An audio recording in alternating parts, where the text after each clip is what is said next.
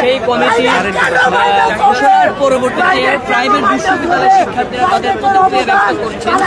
তাদের যা দাবি যে আমরাও 24 আন্দোলন করছিলাম, 19 তারিখের পরে তারা কোথায় ছিল?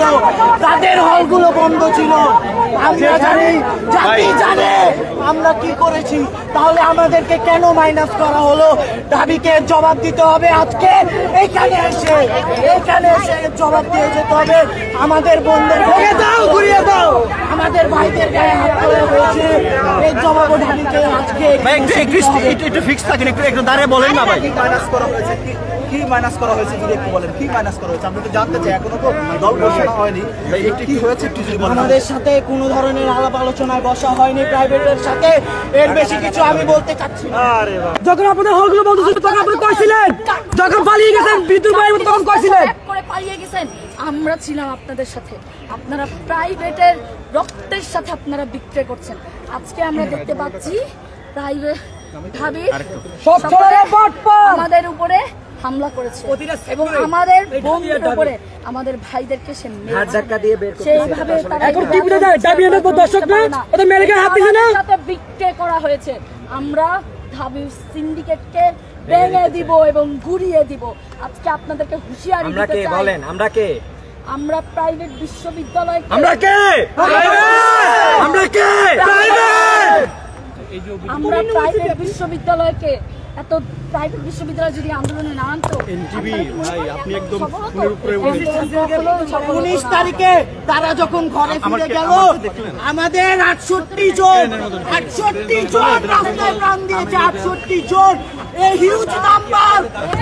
যখন 17 জুলাই ঢাকা বিশ্ববিদ্যালয়কে বন্ধ করে দেওয়া হয়েছিল, তখন ঢাকা বিশ্ববিদ্যালয়ের ভাইদের উপর যখন সেই বন্ধের গায়ে আজকে তারা হাত তুলেছে।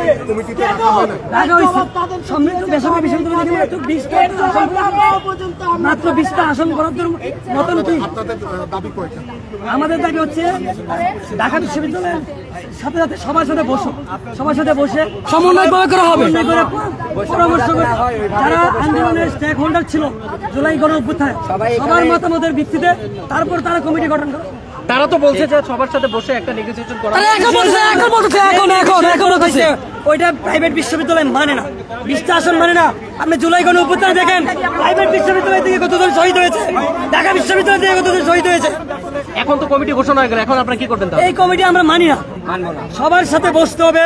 এই যে আমাদের উপরে যে এখন অন্যায় করা হয়েছে প্রাইভেট বিশ্ববিদ্যালয়ের আমাদের বন্ধুকে হাত দিকে দাবি করা সমন্বয়কের সামনে দাবির প্রমাণে হাত দিয়ে সামনে যায়। আমাদের বন্ধুকে হাত দিল কেন? তাদের উস্কানিমূলক ভাবে হাত তোলা হয়েছে। বিস্তারিত বলুন, কিভাবে সূত্রপাতটি ঘটলো?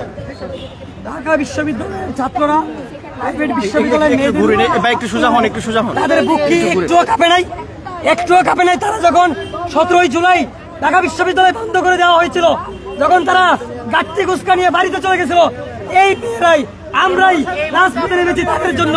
তাদের রক্তে আমরা কিন্তু আমাদের চোখে পানি আসছিল।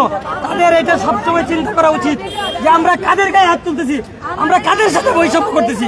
তারা একবারও স্বীকার করতেছে না জুলাই গণ অভ্যুত্থানের মেইন স্টেক হোল্ডার কারা ছিল। ওকে, আচ্ছা আপনারা একজন আসেন তো এদিকে, একজন আপনারা এদিকে আসেন। আপনি এদিকে আসেন। আপনি এদিকে আসেন। আপনি এদিকে আসেন। ঠিক আছে, আপনি দাবি করেন। আপনারা এখন কি চাচ্ছেন? কমিটি ঘোষণা হয়ে গেছে। আপনি বলেন এখন কি চাচ্ছেন? কমিটি ঘোষণা হয়ে গেছে। আপনারা কমিটি ঘোষণা করেছেন। এবার আমি বলি আপনাদেরকে, যখন ডিবি পুলিশ একটু পেয়েছেন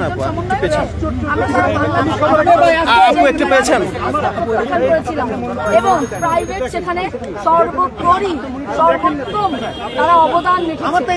আজকে বলতে চাই আপনারা যে সিন্ডিকেট ভিত্তিক এবং এত মানে সুন্দর করে সাজিয়ে ঢাকার প্রতিটা অলিগলিতে প্রাইভেট বিশ্ববিদ্যালয়ে প্রাইভেট থেকে প্রত্যাখ্যান করেছি। আমরা আপনাদের এরকম